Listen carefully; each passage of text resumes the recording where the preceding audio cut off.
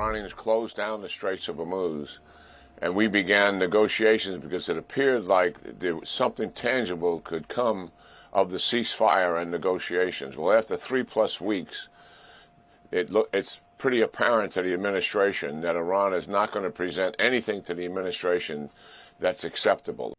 General Jack Key not optimistic that a deal can be reached between the United States and Iran as the Trump administration ramps up the economic pressure.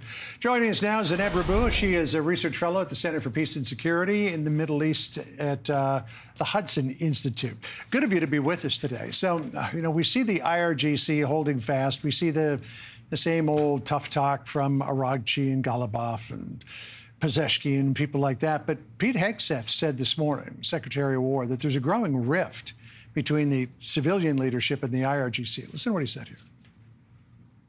There are some actions the IRGC takes sometimes that are outside the bounds of what maybe Iranian negotiators would like. That's their job to rein that in and ultimately create a condition for a deal. Iran has an ability to make that deal, but what we're demonstrating with Project Freedom is they don't control the strait. So the U.S. military is saying, look, Iran, I like the fact that you're saying that you control the Strait of Hormuz and you will, from now until the end of time. But no, we are the ones who control it. But Iran doesn't seem serious about making a deal here. They just keep playing the same old game. But what about this increasing split between the IRGC and other elements of Iranian leadership?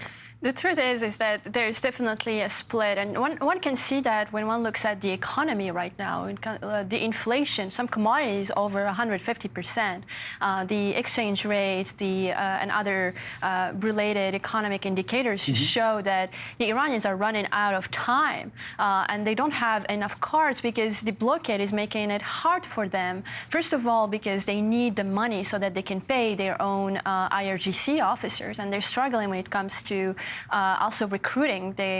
For now, I think that it's a real problem because they have this mosaic architecture, a very clever way, but it has been dismantled bit by bit. And so in general, I think that they are in a bad situation. Some of them see the survival of Iran also being a part of making sure that the economy also survives, because otherwise they will face big protests, and they've seen that before. Yeah, in terms of protests, though, if people come out on the streets, then the IRGC comes out, the besieged comes out, and they gun them all down. So President Trump was asked about the idea of potentially arming the protesters. Listen to what he said. I don't want to say that, but yeah, people say, why aren't they protesting? They want to protest, but they don't have any guns. So you could have 200,000 people protesting and have 5 or 6 sick people with guns, and when they start shooting them right between the eyes and you see a guy fall and another one fall and you have no guns, very few people would be able to stand there. So, the cruel repression by the IRGC, the besieged, has kept people from coming out in the streets. Otherwise, there'd be a lot more pressure on the regime and maybe even topple the regime. Will we ever see that happen, do you think? I think we should give it time, but also this is why Pete Hegseth was absolutely on point. It just seems that what the United States is doing in terms of Operation Epic Fury with the blockade as well, but also with the Operation Economic Fury, the IRGC now faces two choices. They either take the poison pill and absolutely dismantle their program and abide by the rules, or they take the hard route, and that's something they've done before. And if they do, they know that their own population will simply not comply because of the economic situation. So in either way, I think they have they have two very rough options. Right. An immovable force and an immovable object, or irresistible force and an immovable object.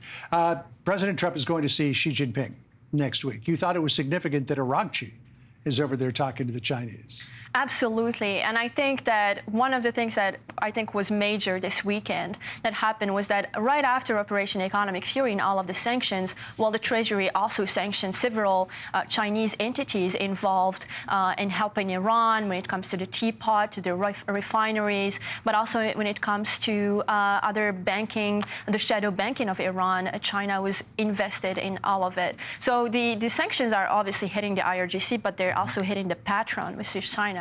And also there is the fact that I think that the IRGC has not registered that by blocking the strait and by doing whatever they're doing on the strait, they're not just hurting the United States or its allies, they're hurting China. So I think it makes sense why the visit happened right before the meeting with Trump. It seems that the Chinese are also weighing their options here. All right, and you say it really exposes China's ties to Iran as well. All right, well, it'll give the president a lot to talk to Xi about.